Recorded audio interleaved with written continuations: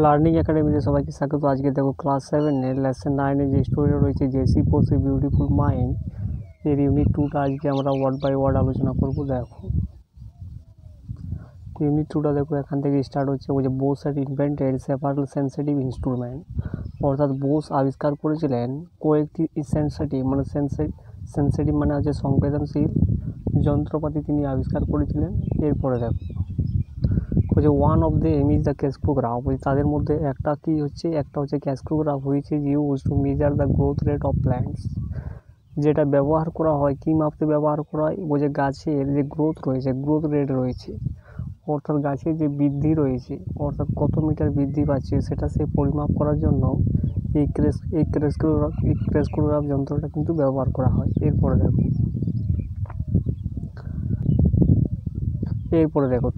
Throw his experiments, তার এই অভিজ্ঞতাগুলোর মধ্য দিয়ে বোস মানে দেখিয়েছিল, অর্থাৎ বোস দেখিয়েছিল that plants behave in the same manner as human beings. বলছে গাছগুলো বা উদ্ভিদগুলো ঠিক একইভাবে ব্যবহার করে যেমন মানুষ ব্যবহার করে, হিউম্যান বিংস ব্যবহার করে।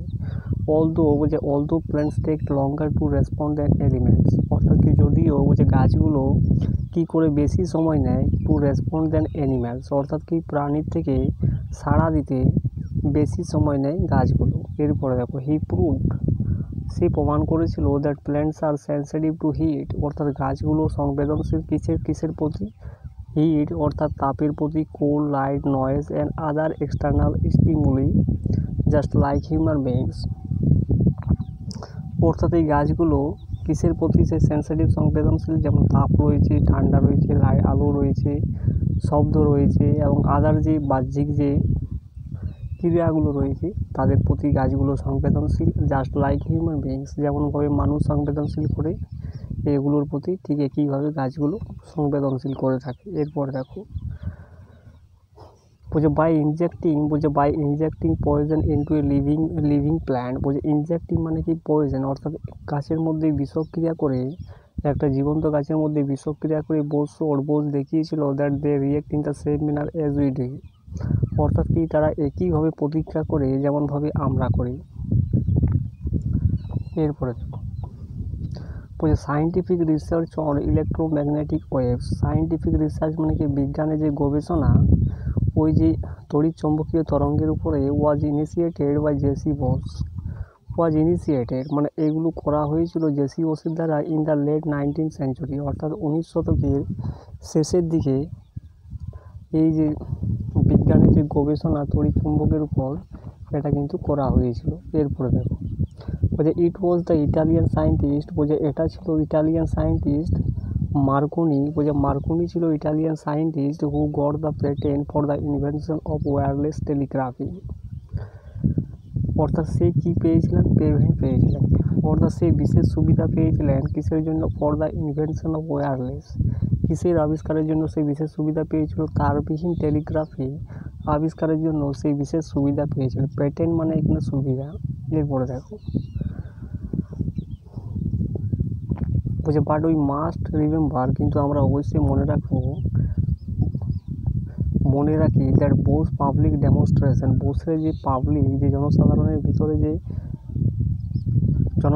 ভিতরে যে প্রদর্শন ছিল, ডেমনস্ট্রেশন মানে প্রদর্শন, অর্থাৎ পাবলিকের ভিতরে যে প্রদর্শন ছিল ইন কলকাতার মধ্যে অ্যালং দ্য সেম লাইন্স, অর্থাৎ কি এই একই লাইনগুলোর মধ্যে হ্যাপেন্ড মাচ আর্লিয়ার, এগুলো কিন্তু ঘটেছিল অনেক আগে। হ্যাপেন্ড মানে ঘটেছিল।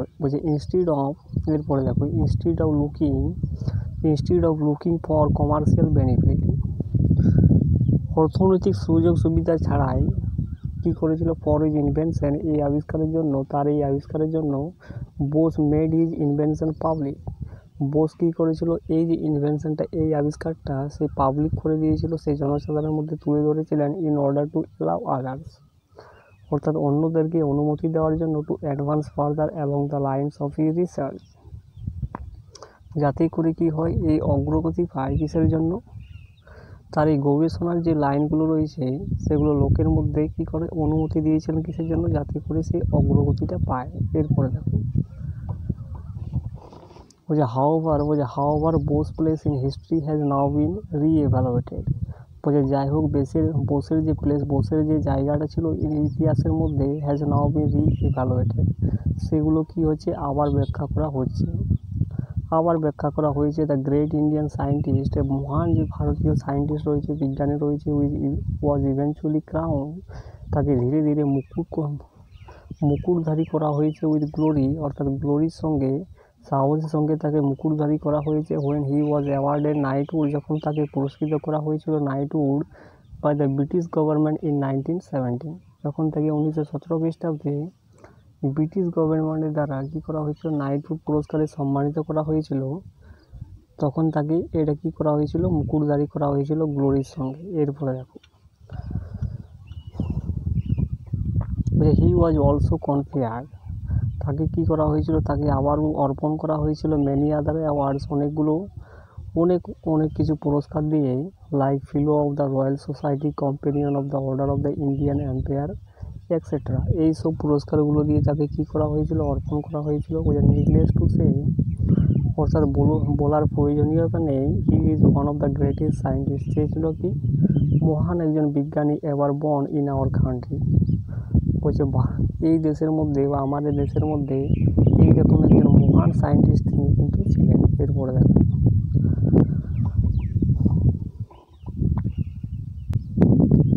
এরপরে দেখো sir J C Bose wrote several book. Sir J C Bose কী করেছিলেন, জগদীশচন্দ্র বোস কী ছিলেন, অনেকগুলো বই তিনি লিখেছিলেন, পাবলিশ ম্যানি রিসার্চ পেপার, এবং সেগুলো প্রকাশিত করেছিলেন, অনেক গবেষণার পেপারে তিনি প্রকাশ করেছিলেন এই লিডিং সায়েন্স জার্নাল। সেগুলো কোথায় প্রকাশ করেছিলেন, সায়েন্স অর্থাৎ বিজ্ঞানের যে সংবাদপত্র ছিল সেখানে তিনি প্রকাশ করেছিলেন। Some of his famous books আর, তার মধ্যে তার কয়েকটা বিখ্যাত বই হচ্ছে response in the living and the non living, the nervous mechanism of plants, major mechanism of plants etcetera. এগুলো তার কী ছিল, বিখ্যাত বই ছিল।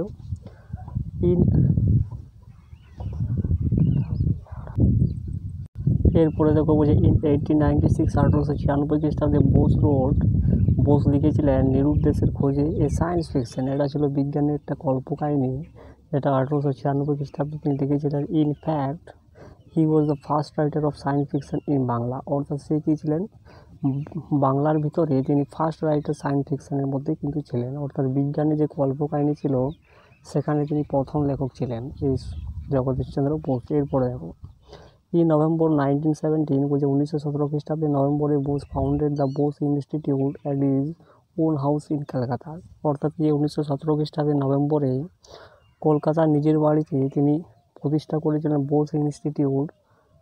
এরপরে দেখো he donated Bose institute to the nation, সে ডোনেট করে দিয়েছিলেন বোস ইনস্টিটিউটটাকে তিনি ডোনেট করে দিয়েছেন to the nation for research on science, অর্থাৎ সায়েন্সের উপরে, বিজ্ঞানের উপরে গবেষণার জন্য তিনি কী করেছিলেন, এই যে বোস ইনস্টিটিউট যেটা ছিল সেটা তিনি ডোনেট করে দিয়েছিলেন দেশের প্রতি। এরপরে দেখো বলছে this great Indian scientist breath is last on 23 November 1937, এই যে মহান যে ভারতীয় বিজ্ঞানী তিনি শেষ নিঃশ্বাস ত্যাগ করেছিলেন কত খ্রিস্টাব্দে, 23 নভেম্বর 1937। তো এই হয়ে গেল ইউনিট 2টা। তো ভিডিওটা ভালো লাগলে চ্যানেলটাকে সাবস্ক্রাইব করো এবং পাশের বেল আইকনে প্রেস করে রাখো।